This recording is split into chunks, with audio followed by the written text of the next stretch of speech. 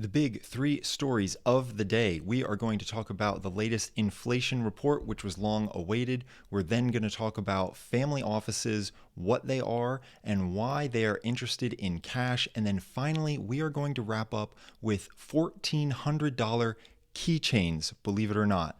Happy Friday. This is The Will Whiten Show. So first off, go ahead, hit the like button, drop a comment, please subscribe, hit the notification bell, do it all. It really helps with the YouTube algorithm. I greatly appreciate it if you do. Let's get started with the first story. And all these stories are going to be from CNBC today. As I've said before, I'm running what I'm calling a Clint Eastwood operation. We are doing one take. We are delivering this under budget, and I am bringing the news to you and explaining how it will affect you. So the first story, in the inflation rate hit 3% in September, lower than expected. And this is what the long-awaited CPI report shows. As I said, it goes on. The Consumer Price Index showed a 0.3% increase month over month, putting an annual inflation rate to the 3%. Those are both lower than expected. Prices that people pay for a variety of goods and services rose less than expected in September. This is all as of September data, according to the Bureau of Labor and Statistics report Friday. That keeps the door wide open for another interest rate cut next week. Now, first off, as you all know, the government is mostly shut down now. So a lot of government data reporting has stopped. This continues because it is necessary in order to then calculate what the cost of living adjustment will be on Social Security payments. So that's why these numbers kept coming while others have not. So at least we get something to go on. And the suggestion that the quarter point interest rate cut could definitely happen next week because the inflation rate wasn't so out of control. Let's understand the relationship there. If the inflation rate was much higher than expected or out of control, it would suggest maybe a hotter economy or rapidly accelerating economy. And the Fed might pause and say, well, wait a minute. If we lower interest rates, that will accelerate the economy. That will make make it easier to do business. That will make it easier to get debt, to invest money and then try and grow businesses. And so they might pause if the inflation report was very hot. They might say, well, wait a minute, we're not going to lower the interest rates next week. But it looks like they may go ahead as everyone is expecting and lower next week. Now also keep in mind, the Federal Reserve changed their target for inflation to average 2%. They've been well above 2%. So if they're really going to keep up and do their job that they want to, does this mean that we are going to eventually see inflation rates in the 1% several years from now so that they can try and hit that target? We might have very low inflation rates for a very long time, like we saw pre-COVID. For many years. So what does this mean for you? What can you do with your money? What would I do with my money? And the answer is, if inflation is still higher than what the Fed wants at 3% annually, if they're going to target to average 2%, regardless, if my money was in cash, this means that my money is dying at 3% a year, essentially. It's becoming less valuable. Now, in theory, this will happen less as if inflation continues to cool. But regardless, this means that I don't want to hold a lot of cash. I want to keep enough cash to be able to cover emergencies, right, and have some sort of buffer. But really, I want my money to be put to work. I want my money to be put to work. And that means in investments that I'm comfortable with, that I think can provide a superior return. There was, I think he was half joking, but Milton Friedman, a famous economist, he joked that when inflation was high, the best thing that you can do is live lavishly. Now, what does that mean? He says, go spend your money, right? If inflation is going up, then you should spend your money on expensive things. Buy what you want. And we saw this during COVID. There were people that bought Mercedes G-Wagons for $150,000 and within a year flipped them, sold them, a now used luxury high-end SUV for over $200,000. Inflation hit hard. The prices of everything went up. And so if you buy goods, there's a chance that you can then sell those goods for more. This is not completely that scenario, because 3% is a lot lower number than what we saw during COVID. But he joked. He said, well, go live lavishly, because your cash is going to die if you just hold on to cash. And like I said, to an extent, that's okay if you have to keep your buffer. But at the end of the day, I want to keep my money working. And when you put a lot of money, if you're bringing in a lot of money, I would think that you should put that money to work. If I were you, I would put that money to work, as opposed to letting it die. I don't think I'd live as lavishly as Milton Friedman suggested, but that's up to you. You can do that if you want. The next story talks about family offices. It says family offices fear dollar depreciation, lower investment returns in wake of tariffs. Investment firms of the ultra wealthy have adopted a bearish stance since President Donald Trump's tariff announcement in April, according to a recent survey by RBC Wealth Management and Campton Wealth. A majority of family offices said cash would offer the best return over the next 12 months, while a third said the same of artificial intelligence. So split opinions there. And this counters a bit to the first story. It says, in a poll of 141 investment firms of ultra-wealthy families in North America, the majority, 52% of respondents, said cash and other liquid assets would offer the best returns over the next 12 months. More than 30% said artificial intelligence would offer the best returns. So So cash, which you would expect almost to do nothing, some people are saying, hey, that's what's going to be the safest place. That's what's going to get the best return. While not the majority, but 30%, a still sizable portion, said, no, it's going to be artificial intelligence, which when I hear that, I think of high-flying stocks, growth stocks, tech stocks, things that are going to move a lot, where there's going to be more volatility. So while there is a majority opinion among these 141 investment firms that were surveyed, there's still I'd say a vocal minority that feels the opposite of that majority. And just to explain, if you don't know what a family office is, think about these as investment managers, wealth managers.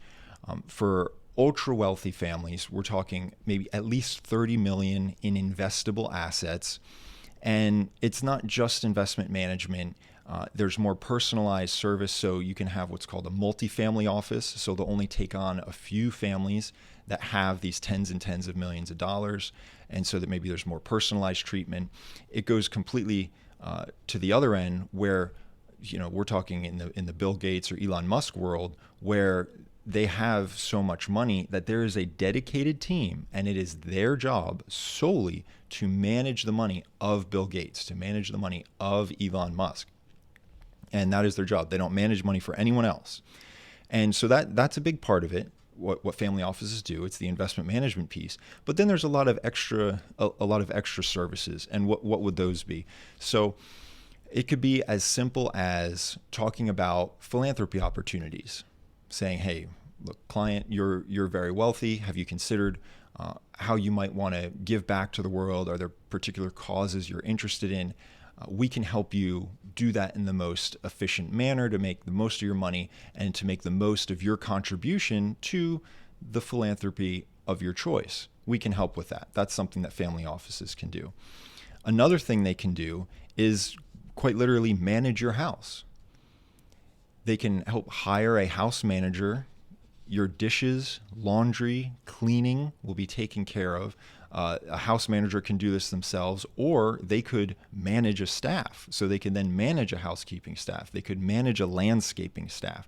They could handle your utility bills. There could be a kind of a home financial management aspect in terms of cash flow. Think about it. One of my utility providers does not offer auto pay. So once a quarter, I have to log in to this particular utilities account and click pay. Once a quarter. Now you look at people, take Taylor Swift for example. She's obviously a billionaire now. I think she has at least 5 homes, one of which is out of the country. And do you think that Taylor Swift is logging in every month or every quarter to pay her trash bill, to pay her water bill, to pay her sewer bill, electric, whatever, property taxes? Do you think that she has these logins and that she's doing it? Maybe she does. I'm sure some billionaires do, and maybe she does. The chances are low. The chances are more likely that there's a family office that has people that do this for the ultra wealthy and the really ultra wealthy. And when it comes to billionaires, there's other things that family offices can do. They can help create archives of family history. They can help write a family history book. They can sit down with members of the family, interview them about their lives, and create a history book of the family members. They can help manage various artifacts. Oh, this is a very old Bible from a great-great-grandfather, and we're going to make sure it's stored properly so it doesn't deteriorate, so it can still be enjoyed by later generations. Oh, these are old paintings that were bought, and whether they're of the family or if they're just done by an artist and they're of value, they can manage these artifacts of the home. Photographs, obviously, maybe arrange them into albums and make them accessible. And one last thing is they can help create a family values system, a family mission statement and list of values, and use this as a means to educate the younger family members. So you can have family members that are starting to retire, and at this point we're talking about multi-generational wealth management. You can have family members that are starting to retire, and interview them and collect the values that they find most important that have served them well, come up with a family mission statement, and have them be carriers of this message for the younger generation. It would probably skip a generation, so you'd have their children, which are still working, still accumulating money for themselves and the family, and then you have their children. So the retiring generation can then have this structure of missions and values and family history, and use that as a means to educate the youngest generation on what it means to be a part of their family and what's important. Some of you may think this is ridiculous. Some of you may actually do this. But these are the things that family offices can do. These are the extra services on top of managing the tens of millions of dollars. There's another line here. It says, that said, family offices are flocking to cash not only to mitigate risk, but also to make opportunistic bets in the future. When it comes to, and let's see, here, and there's one last line. They're taking a much longer vision of their legacy and their family. And this is from Ringham, is the last name Ringham, who directs private wealth strategies for RBC's U.S. arm. RBC was involved in this survey. By doing this, they're probably creating the capital to take advantage of opportunities as they see them coming through in the market. Okay, disagree. I disagree with the approach. Families like this, I've read a book on multi-generational wealth transfers once, and I can put that in the show notes. And it said when we think about this, when I say we, people without tens of millions of dollars, think about the short term. Sometimes you'll think, okay, well, the short term, as far as my financial goals go, is in 1 to 3 years. And the medium term might be in that 5 to 10 year range. And the long term is kind of 20, maybe 30 years. That's the long term. Families with this much money and that are trying to manage it intergenerationally, the shortest term that they look at is 30 years. The medium term is 50 years, and the long term is 100 years. They plan, because they're keeping all the future generations in mind, they plan for much longer time horizons. And forgive me for not having tens of millions of dollars, so I could be wrong, and I may learn differently when I get to that point.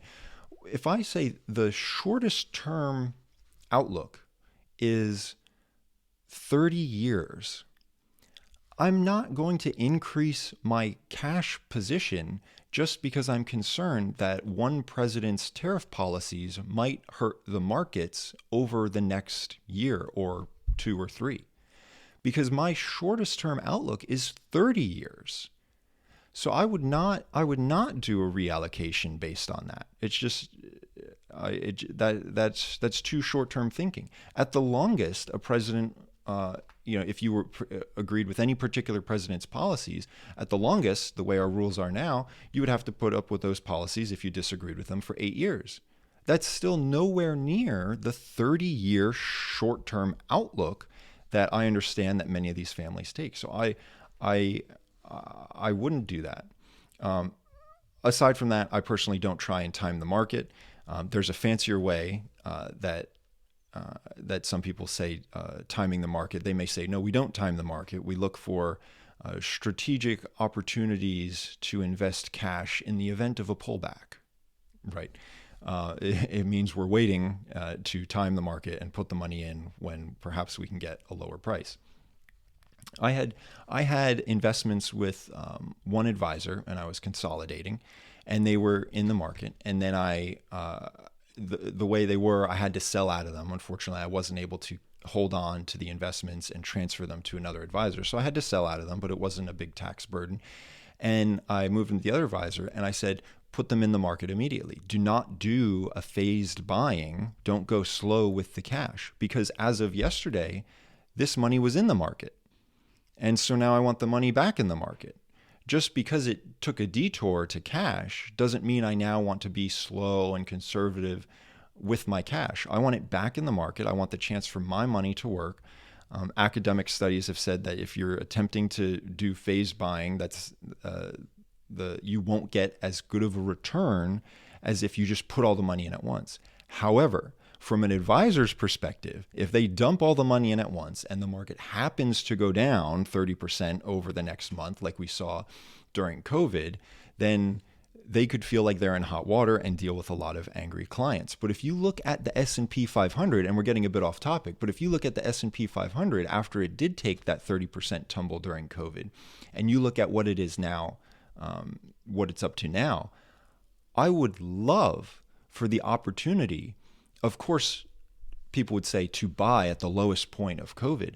I would love the opportunity to buy at the day before it crashed, because we are still up a phenomenal amount from that point before the dip that happened during COVID. I would have loved to have bought even more at that point, which further insulates the point that the academic studies have proven before, that you're better off in the long run just to throw your money in instead of all the kind of spreading out the buying of whatever investment you're doing and trying to hold on to your cash for a bit longer. So I don't agree with the approach right now, just to move to cash, and I think it's a bit contradictory. It says they're taking a much longer vision of their legacy and their family. I agree. If you're taking a longer vision, then what do I care what any particular president is doing right now? Because even if I don't like it, within 8 years, there will be someone else to do something. And if I care about minimum 30 years, I think I've made the point. So we're going to go on to the last story. This is an interesting one. Some of you may have heard of this, and for those that have not, you may fall out of your chair. So please hold on to something so that you don't. This says luxury brands bet on $160 lipsticks and $1,400 accessories to combat industry slump. It says the diversification comes as the luxury sector grapples with an industry-wide slowdown, U.S. tariffs, and wider cost pressures. So obviously the luxury industry, we're talking about luxury fashion brands. Think about Louis Vuitton or Hermes, right? Think about very high-end clothing and goods. It says, and while let's see. This is talking about, so I guess it's Louis Vuitton in particular that is now trying to sell $160 lipstick. From what I understand, that's for one. And it says, and while the signature scented lipsticks don't come cheap at $160 a pop, it indicates a wider shift among luxury players trying to get more shoppers through the door without diluting their flagship offerings. So what's happening here? If you're Louis Vuitton, you sell very expensive bags. And you say, okay, and other leather goods, right? And you say, okay, well, we're really good at this bag thing. And inflation has hit us like everyone else, so we have to increase the cost of our bags. And the sales are going down. Not everyone wants to get these. So we're so good at bags, and this is what they're not doing, but they could say, well, we're going to make some cheaper bags. And when I say cheaper, right, assuming they're selling $10,000 bags, they may say, we're going to sell a $500 bag. But there's a problem when you're a luxury brand in doing that. Because now everyone can buy a Louis Vuitton bag at $500. Almost everyone. Whether they should or shouldn't. Many people will find a way to come up with $500 if they could get a bag that says Louis Vuitton on it. But then what about all the people that paid $10,000? They're not going to like that. And that's the key word that they're talking about here, diluting their flagship offerings. So what are they doing? Well, this is what they're doing. They're introducing new product lines with lower price points. Well, so let's introduce $160 lipsticks. We don't do makeup, but we can do that because we're not known for makeup, and we can charge a low price. And people will buy it because that will be their chance to get something that says Louis Vuitton on it, that is at more of a price point. The value, forget the value. Because if you're going to buy whatever lipstick, you can, right? I can't imagine that you're getting $160 worth of value there, in just the basic,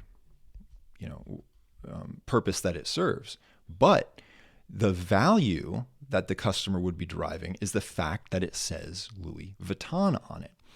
And then everyone that's buying the $10,000 bags can still feel good about themselves, and that there's not some riffraff buying a $500 bag and diluting the brand image. That's what they're doing.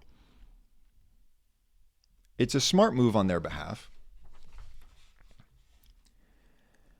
And let's get to the keychains, because that's another example of trying to introduce something at a lower price point.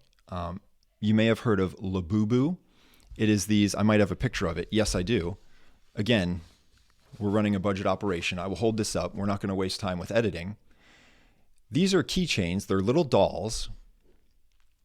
Some of them are more affordable at $40, but some are several $1,000s. I think they're not much larger than, say, 7 or 8 inches or something like that. And you can hook them onto your bag. That is a LaBuBu. They're extremely popular. The stock's been going up astronomically. I think it's scaled back recently, this week. But they're just keychains. Extremely expensive keychains.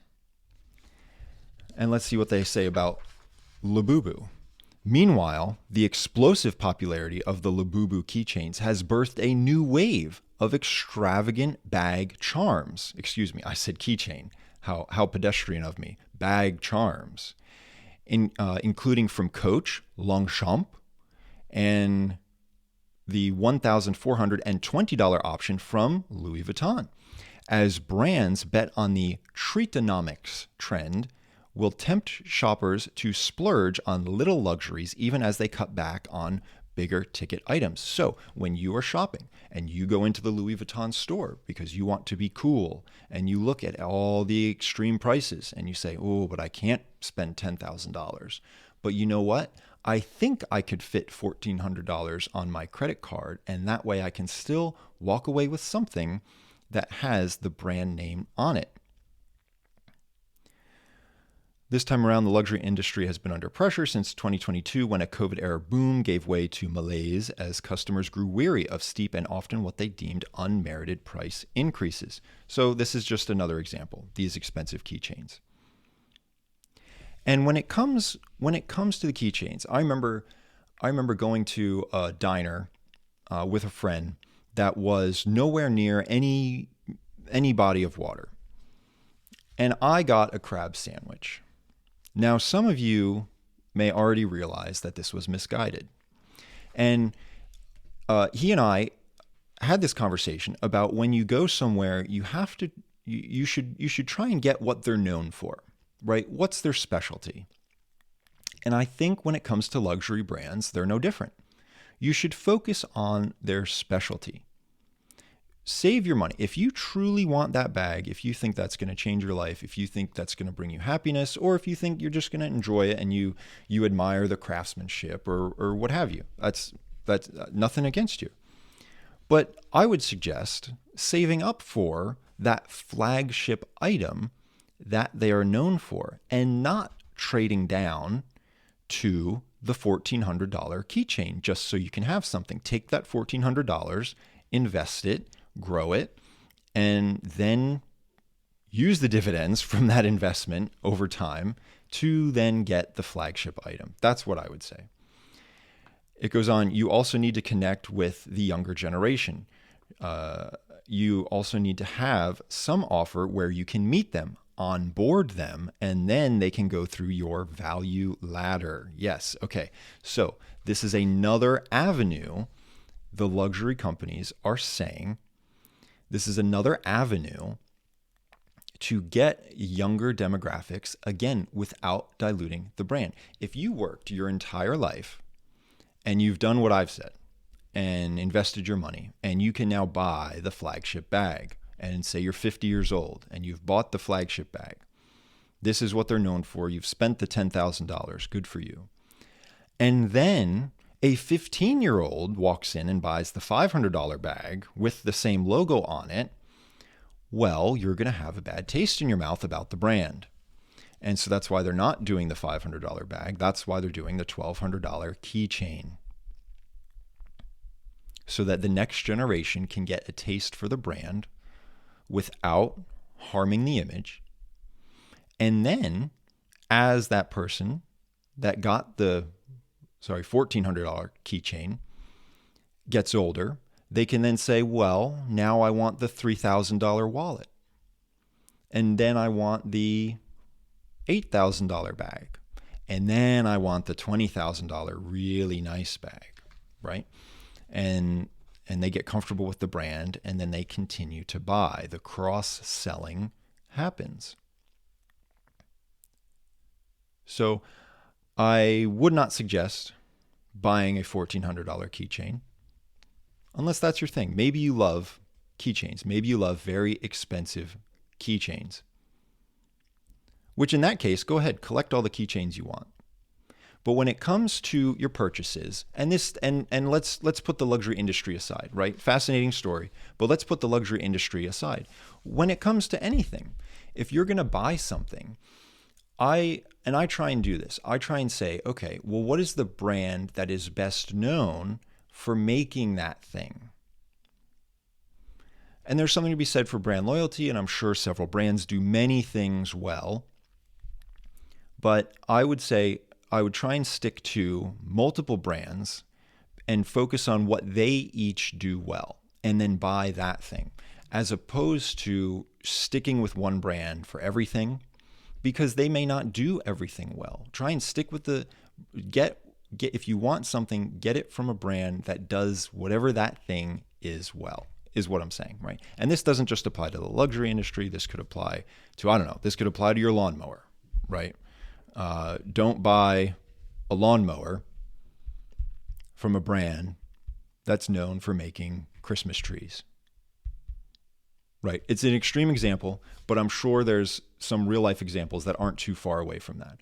Buy your very nice Christmas tree from a brand that is known to make very nice Christmas trees. Buy your lawnmower from a brand that is known to make whatever the best lawnmowers are. That is how I would approach my spending decisions, not trying to buy a cheaper version from a company, a cheaper version of something from a company that makes something that I actually want, but I can't afford it, so I'm going to get this cheaper thing. I wouldn't do that. If you really want a keychain, I would try and find the best $5 or $10 keychain from the world-renowned keychain company or something like that. So I hope you enjoy that story. It is Friday, 1 week from Halloween. Have a good night.